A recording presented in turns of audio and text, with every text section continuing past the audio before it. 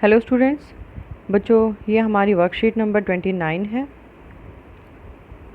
इससे पहले हम 28 वर्कशीट कंप्लीट कर चुके हैं। 9th क्लास के स्टूडेंट्स के लिए है सोशल साइंस एसएसटी की हमारी वर्कशीट है। और जो हमारी एसएसटी में जो बुक ली गई है, इसमें से भूगोल में से ये 4th चैप्टर लिया गया है।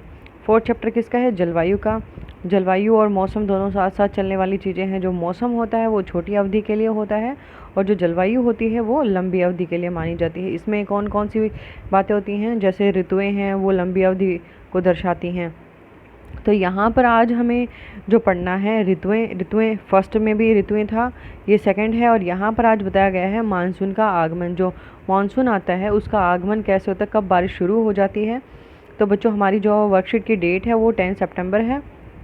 यहाँ स्टूडेंट्स को अपना नाम लिखना है या आपको अपने क्लास टीचर का नाम लिखना है। तो चलिए शुरू करते हैं अपनी आज की वर्कशीट। जून के प्रारंभ में उत्तरी मैदानों में उच्च तापमान के कारण निम्न दाब गर्त की स्थिति बन जाती है। जब जून का महीना होता है, जून में क्या होती है? बहुत तेज़ गर्मी पड़ती है। तो जो हमारे उत्तरी मैदान है, उत्तरी मैदान कौन से हैं? ये इधर वाला जो एरिया है मैप में, उत्तरी मैदान। यहाँ पर क्या होता है? उच्च तापमान, हाई टेम्परेचर होता है, जो गर्मी होती है वो काफ़ी हो जाती है।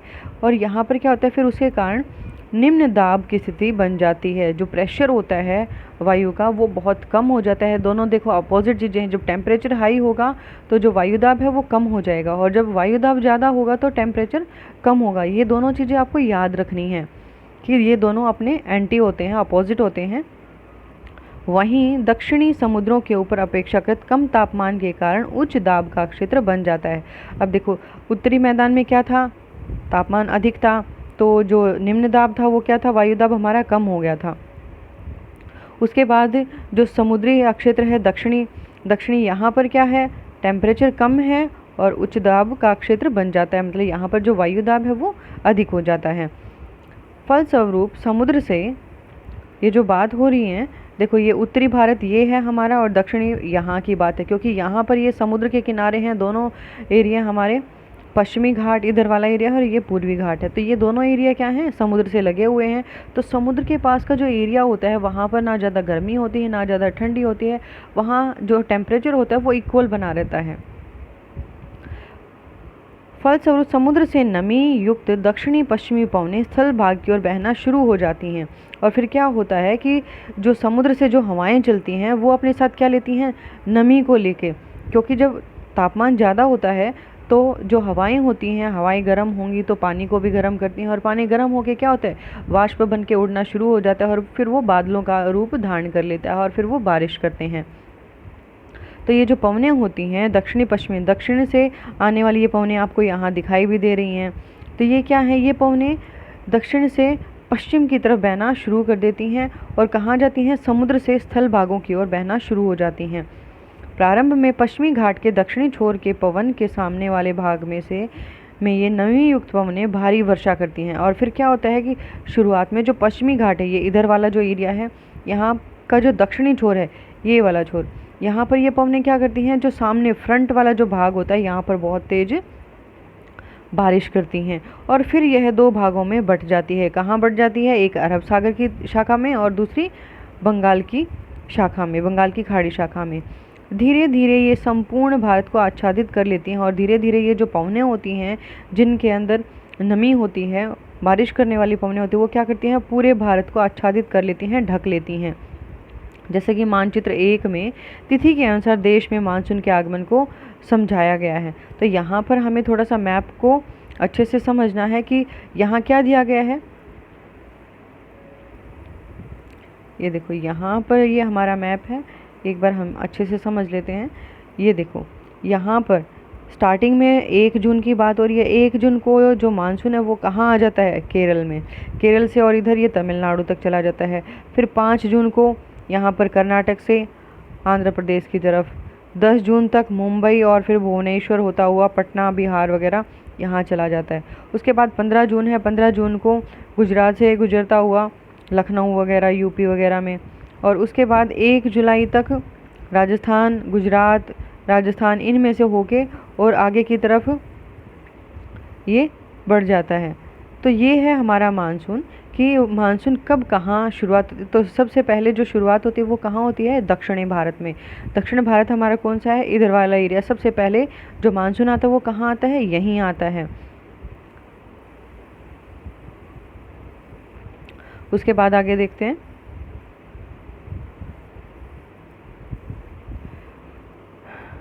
सर्वाधिक वर्षा भारत के उत्तर पूर्वी हिस्सों व द्वीप समूहों में होती है, और जो सबसे ज़्यादा बारिश होती है वो कहाँ होती है, उत्तर पूर्वी हिस्सा, ये वाला हिस्सा है। और द्वीप समूह कौन से, यहाँ लक्षद्वीप है और यहाँ अंडमान निकोबार द्वीप समूह है। तो सबसे ज़्यादा बारिश कहाँ दर्ज की जाती है, यहाँ इस एरिया में और इन एरिया में, क्योंकि यहाँ पर क्या है, पहाड़ी एरिया है। जो नमी वाली जो पवनें होती हैं, जब वो अपने साथ पानी को लेकर चलती हैं, तो जब हमारे ऊपर यदि कोई बोझ रख दिया जाता है, भार रख दिया जाता है, तो हम उसको तभी तक उठा सकते हैं जब तक हम उसका वेट लेके चल सकते हैं। लेकिन वैसे ही हवाओं की बात होती है। जो हवाएं होती हैं वो क्या होती हैं, हल्की होती हैं तो ऊपर की तरफ उठती हैं, और यदि उसमें नमी की मात्रा होती है तो वो ऊपर नहीं उठ पाती हैं और वो ठंडी हो जाती हैं।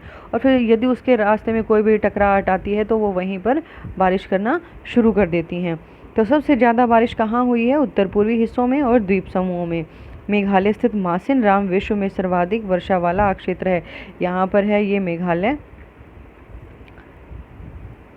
यहाँ भारत की सबसे ज़्यादा बारिश और विश्व की सबसे ज़्यादा बारिश दर्ज की जाती है। मासिन राम में क्या है, चेरापूंजी। सबसे ज़्यादा बारिश यहाँ पर होती है। मानचित्र 2 से भारत में वर्षा के वार्षिक वितरण को समझिए। ये मैप नंबर 2 दिया गया है। इसमें हमें क्या देखना है कि सबसे ज़्यादा बारिश कहाँ दिखा रहा है। ये देखो, जो सबसे ज़्यादा 400 से भी अधिक सेंटीमीटर की जो बारिश होती है वो कहाँ होती है, ये हमारा इधर वाला एरिया है। ये इधर मेघालय का एरिया है, अरुणाचल प्रदेश और असम वाला एरिया है। इधर ये पश्चिमी घाट से लगता हुआ है।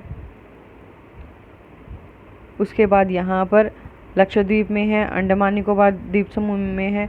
तो यहाँ क्या होती है, सबसे ज़्यादा बारिश होती है। उसके बाद है 200 से 400 सेंटीमीटर के बीच में। तो 200 से 400 सेंटीमीटर के बीच में जो ये लाइट ब्लू कलर दिखाया गया है, यहाँ पर यहाँ वाला एरिया है हमारा, और इधर वाला एरिया। तो पूर्वी एरिया हो गया और दक्षिणी भाग हो गया, जहाँ पर 200 से 400 सेंटीमीटर के बीच में बारिश होती है।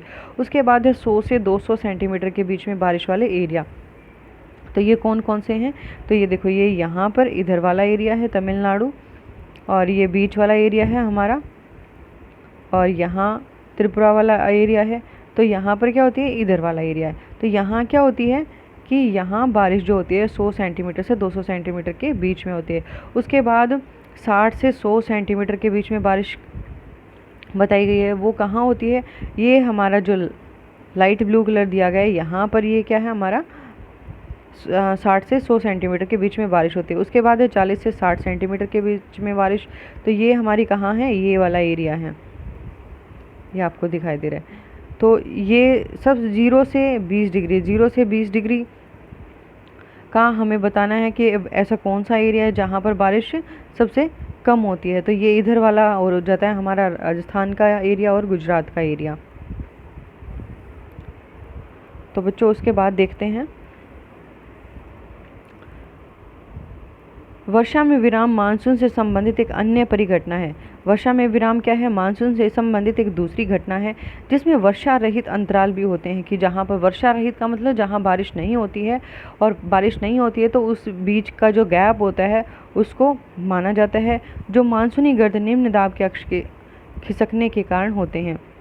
और ये क्या, जो रीज़न क्या है इसका, जो मानसूनी गर्त होते हैं वहाँ पर लो प्रेशर बन जाता है अक्ष के ऊपर, और जिसकी वजह से वो खिसकने का कारण बन जाते हैं, उनके बीच में गैप आ जाता है। ये अक्ष मैदानी इलाकों से हिमालय के पर्वतीय इलाकों तक स्थानांतरित हो जाते हैं।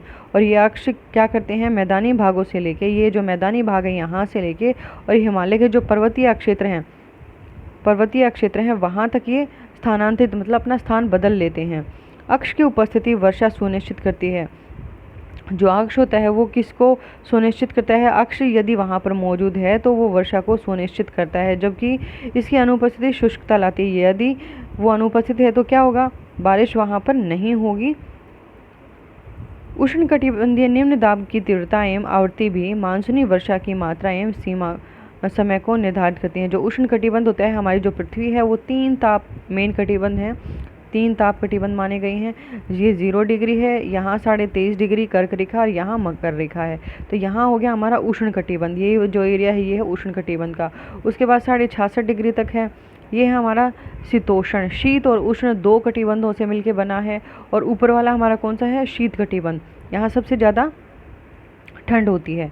तो उष्ण कटिबंधीय निम्न दाब की तीव्रता एवं आवृत्ति भी मानसूनी वर्षा की मात्रा एवं समय को निर्धारित करती है। तो यहाँ पर क्या होता है, निम्न दाब की जो तीव्रता होती है वो और उसकी आवृत्ति दोनों ही मानसूनी वर्षा की मात्रा और समय को निर्धारित करती हैं।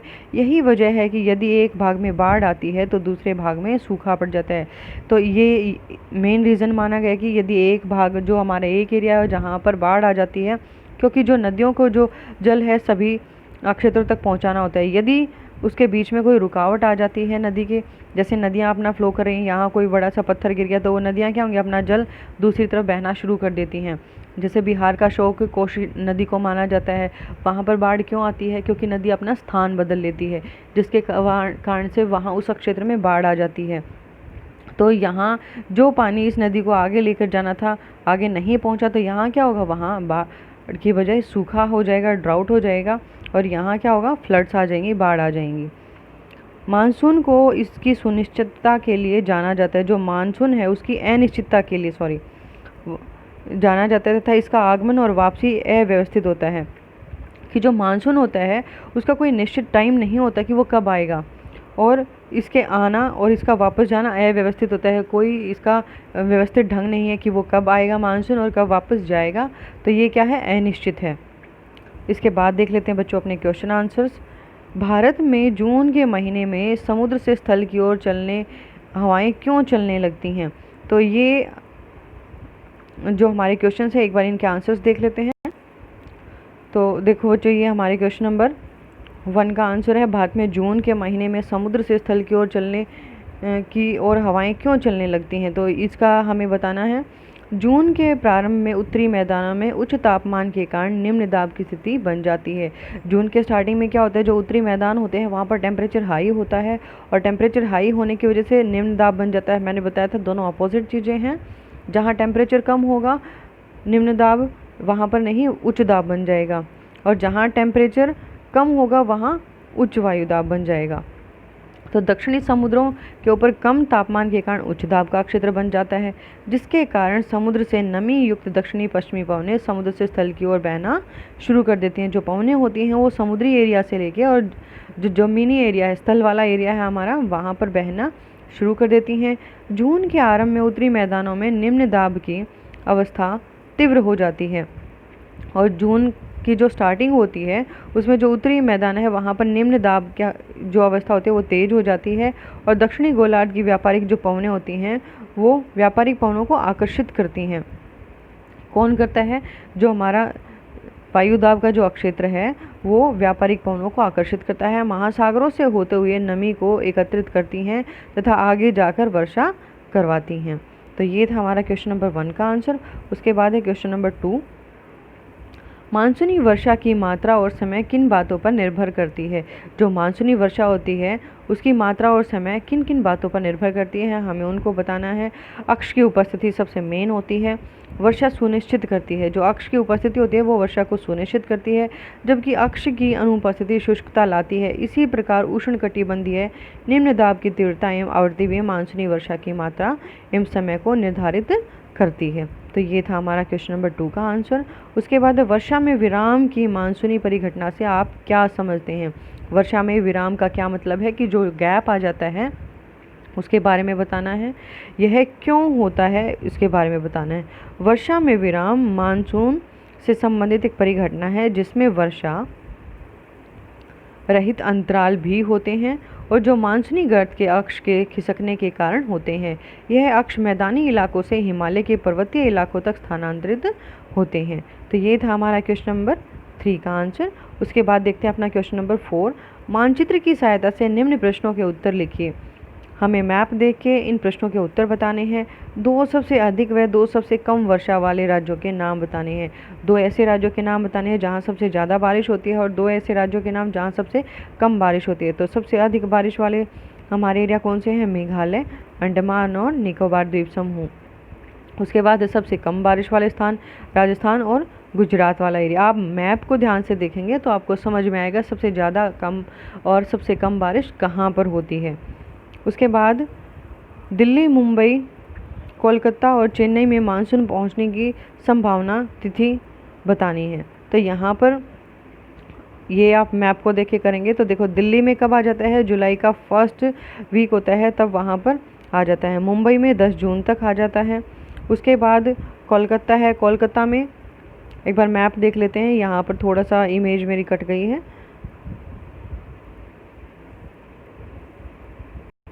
देखो यहाँ पर पूछा गया है दिल्ली का हमने बता दिया था कि दिल्ली में जो बारिश होती है वो कब पहुँच जाती है। उसके बाद है कोलकाता का, कोलकाता इधर ये वाला एरिया है, ये 5 जून तक बारिश यहाँ पहुँच जाती है। उसके बाद है चेन्नई, चेन्नई में 1 जून को बारिश पहुँच जाती है। तो बच्चों ये थे हमारे आज के क्वेश्चंस। उम्मीद है आपको वर्कशीट अच्छे से समझ में आ गई होगी। यदि फिर भी कोई डाउट रहता है तो आप मेरे से कमेंट करके पूछ सकते हैं। Thanks for watching video.